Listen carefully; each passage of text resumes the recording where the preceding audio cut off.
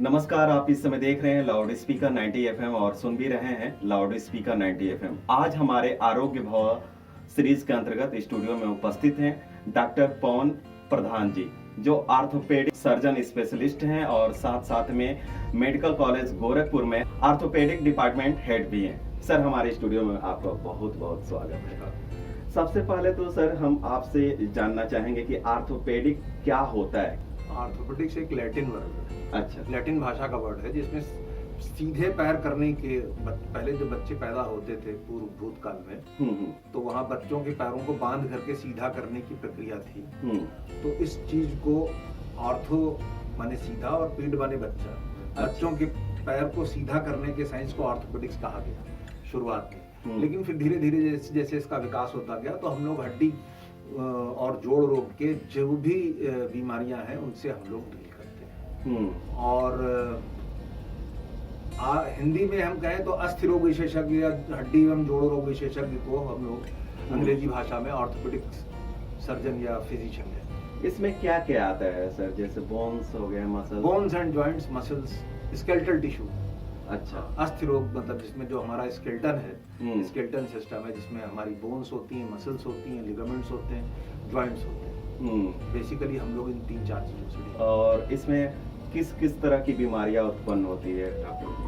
अब बहुत सारी ये तो बहुत बड़ा विषय है क्योंकि हम लोग तो सालों साल निरंतर इसको पढ़ते रहते हैं किस तरह की बीमारियां होती हैं। लेकिन हाँ, ये है कि कुछ स्पेसिफिक बीमारियां होती हैं, बच्चों में होती हैं, कुछ एडोलेसेंट्स में होती हैं, कुछ जो है एडल्ट्स में होती हैं, कुछ ओल्ड एज में होती हैं। तो इस तरीके से बीमारियों का तो हजारों बीमारियां हैं और हजारों रोग जो विभिन्न शरीर के किसी भी अंग को प्रभावित करते हैं वो हड्डी एवं जोड़ को भी प्रभावित कर सकते हैं। सामान्य तौर पे देखा जाता है डॉक्टर साहब, किसी को घुटने में बहुत ज्यादा दर्द हो जाता है या शोल्डर में हो जाता है, हिप में हो जाता है, तो इसका कारण क्या है? अगर किसी को हो गया है तो किस स्टेज पे डॉक्टर के पास उनको जा करके दिखाना चाहिए या सलाह देना चाहिए? दर्द जो है वो एक ऐसी दर्द जो है वो इंडिकेटर है। हाँ, है ना। तो वो इंडिकेटर जब बजे तो हमको ये है कि डॉक्टर के पास जाना है। बहुत सारी ऐसी बीमारियां हैं जिनमें दर्द ही नहीं होता, जैसे कैंसर है। कैंसर खराब बीमारी इसलिए है क्योंकि कैंसर में कोई दर्द शुरुआत में नहीं होता। तो अगर शरीर में दर्द जब पैदा होता है तो वो एक इंडिकेटर है कि शरीर के अंदर कोई खराबी आ रही है और आपको अपने चिकित्सक से संपर्क करना है। तो जैसे ही किसी तरीके का दर्द पैदा होता है, 2-4 दिन से ज्यादा रहता है, तो आवश्यक ये है कि आप अपने डॉक्टर से संपर्क करें। दर्द है, सूजन है, बुखार है, इस तरह की कोई भी सिम्टम्स अगर आते हैं तो ये बेसिकली शरीर एक रिएक्ट करता है किसी परेशानी को और आपको सूचित करता है कि हम कोई बीमारी जन्म ले रही है जिसके लिए आपको चिकित्सक के पास जाना है। घुटनों के दर्द से आजकल लोग काफी परेशान हैं, तो इसका कारण क्या है? और किसी को हो गया है तो इसके लिए वो क्या करे? घुटने का दर्द जो सामान्यतः जिसकी आप बात कर रहे हैं वो ओल्ड एज में देखने को मिल रहा है।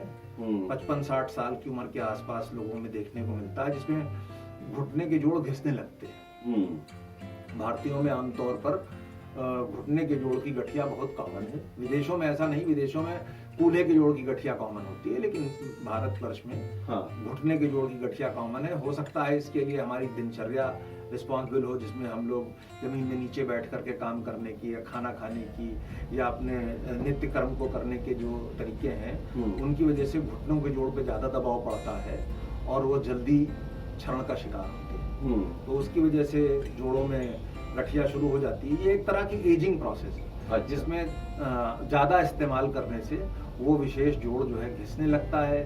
फिर जब घिसने लगता है तो उसमें सूजन आती है, दर्द होता है, वो अलार्म बजाता है कि नहीं साहब हमको कष्ट है और हमारे ऊपर ध्यान दिया जाए। ऐसे में जिसका घुटने का दर्द ज्यादा हो गया है तो उसको कब, आप एक सर्जन है डॉक्टर साहब, तो कब सर्जरी की जरूरत पड़ती है? कि सर्जरी की जरूरत एज सच जब कोई भी बीमारी में हम लोगों का जो मैंडेट है एलोपैथिक मेडिसिन में, पहले हम किसी भी मरीज को कोशिश करते हैं कि उसका काम दवा से चल जाए, दिनचर्या के परिवर्तन से चल जाए या अपने नित्य क्रियाओं में वो परिवर्तन लाए जिसकी वजह से वो घुटने के जोड़ से या हल्की फुल्की दवा खा करके अगर उसके जीवन में हम उसकी आवश्यकता अनुसार मोबिलिटी दे लेते हैं तो हम उसमें कोई सर्जरी की आवश्यकता नहीं समझते। अच्छा। जैसे अगर किसी आदमी का घुटना 50 साल की उम्र पे खराब हो गया है तो हमें लगता है कि इसको सर्जरी की आवश्यकता पड़ेगी।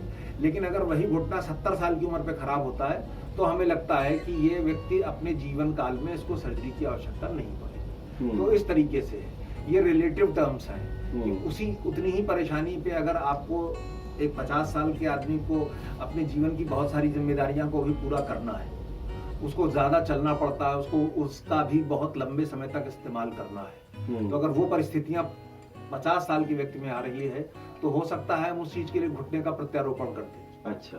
लेकिन अगर वही परेशानी 70 साल की उम्र में आ रही है जिसमें केवल व्यक्ति को अपने जीवन के लिमिटेड एक्टिविटीज ही करनी है, जिसमें खाना पीना नहाना धोना, और तो वो ऐसे मरीज बहुत सारे ज्यादातर दवाओं से चल जाते हैं। तो ये ऐसा कोई हार्ड एंड फास्ट रूल नहीं कि हम ऐसा कब करेंगे। मरीज की आवश्यकता, बीमारी की स्टेज और प्रोबेबल लॉन्जिविटी कि यह व्यक्ति कितने वर्षों तक जीवित रहने वाला और इसकी कितनी आवश्यकताएं हैं, इन सब चीजों को जब हम मिलाते हैं और उससे एक सिंथेटिक आंसर हमें मिलता है कि नहीं इसको आवश्यकता ज्यादा है, अभी इसकी जिम्मेदारियां हैं, अभी इसको जो है चलना फिरना ज्यादा है, इसको जीविकोपार्जन के कार्य करने हैं, तो इन सब चीजों को सोचकर उनमें हम करते हैं पहले। और 70 साल की उम्र में अगर वही सारी परेशानियां, तो हम कोशिश करते हैं कि दिनचर्या में परिवर्तन, दवाओं या थोड़ी और किसी कसरत इत्यादि से या छड़ी दे करके, सहारा दे करके हम उसके जीवन को आसान बनाने का प्रयास करते हैं। डॉक्टर साहब, आर्थोपेडिक स्पेशलिस्ट होते हैं, एक आर्थोपेडिक सर्जन होते हैं, तो काफी लोग कंफ्यूज होते हैं कि हम किनके पास जाएं अपना इलाज कराने इस तरीके का कोई क्लासिफिकेशन नहीं है। हाँ, ये जनता के द्वारा अपने आप पैदा किया गया क्लासिफिकेशन है।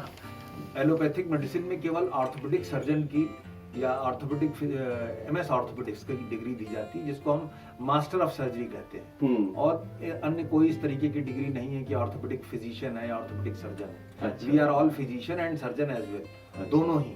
हाँ, और वो एक ही डिग्री दी जाती है। तो ऐसा कोई कंफ्यूजन पब्लिक के दिमाग में हो सकता है, लेकिन ऐसी कोई है नहीं। डॉक्टर साहब, ये भी जानना चाहेंगे कि इन बीमारियों का कारण क्या है? क्या ऐसा है कि अगर माता या पिता को ये बीमारी है, जोड़ों का दर्द, तो क्या उसके बेटे में या बेटी में भी ये बीमारी ट्रांसफर होती है समय के साथ? देखिए, ऐसा है ना कि हर चीज मनुष्य में लगभग सभी चीजों पे जेनेटिक्स का प्रभाव आता है। हम लोग एक कंप्यूटर प्रोग्राम के तहत पैदा होते हैं और उस कंप्यूटर प्रोग्राम के तहत जीवित रहते हैं, और उस कंप्यूटर प्रोग्राम के तहत हम फेल हो जाते हैं। Human being is designed to fail.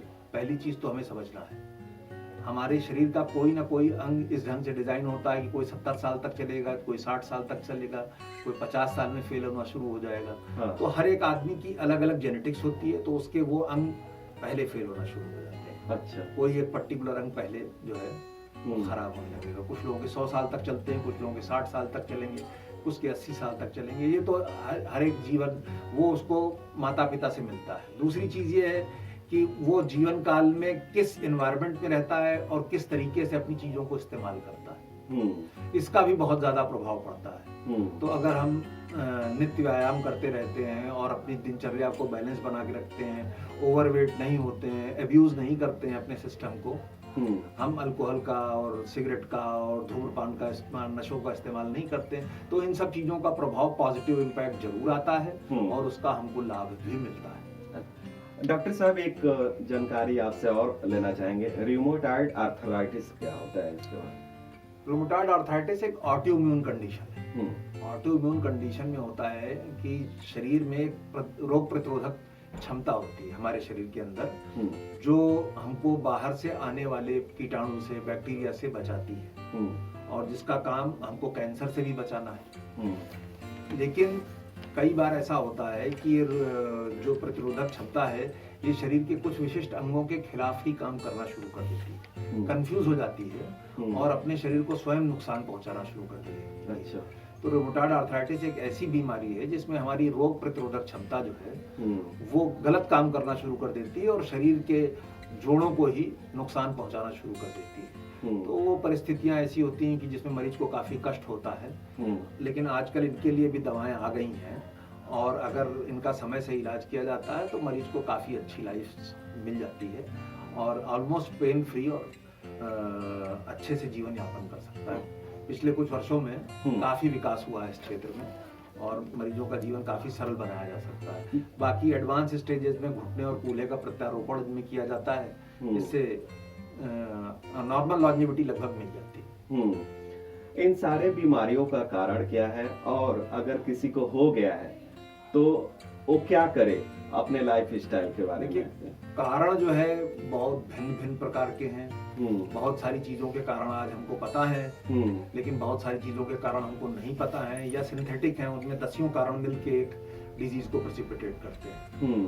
तो अभी हमारी जो मेडिकल साइंस है, एलोपैथिक मेडिसिन है, उसका विकास यहीं तक हुआ है कि हम लोग अगर बीमारी जन्म ले रही है, शरीर में आ जा रही है, तो हम उसको किस प्रकार से उसका उपचार करें और जीवन को सरल और प्रोडक्टिव बनाएं। अभी हम शायद इस स्टेज पे, विकास की स्टेज पे नहीं पहुंचे हैं जहां पर हम आपको बता सकें कि बीमारी इस वजह से हो रही है या हम उसको हटा देंगे तो ये बीमारी नहीं हो। अभी हम उस स्टेज पे नहीं पहुंचे विकास।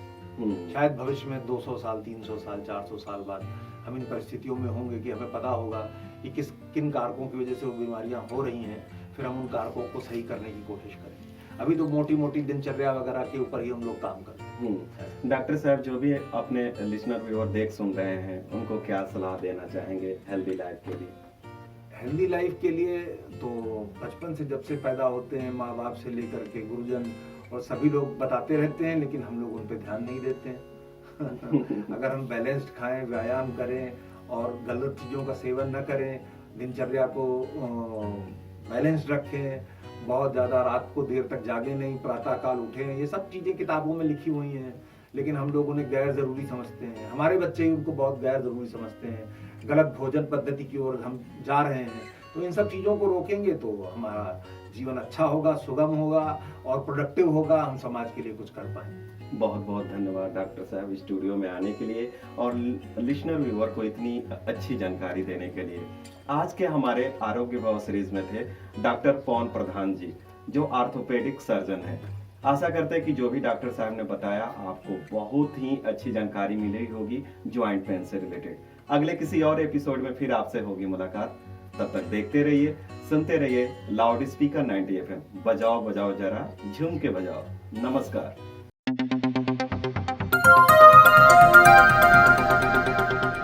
बजाओ जरा झूम के बजाओ, बजाओ बजाओ जरा झूम के बजाओ।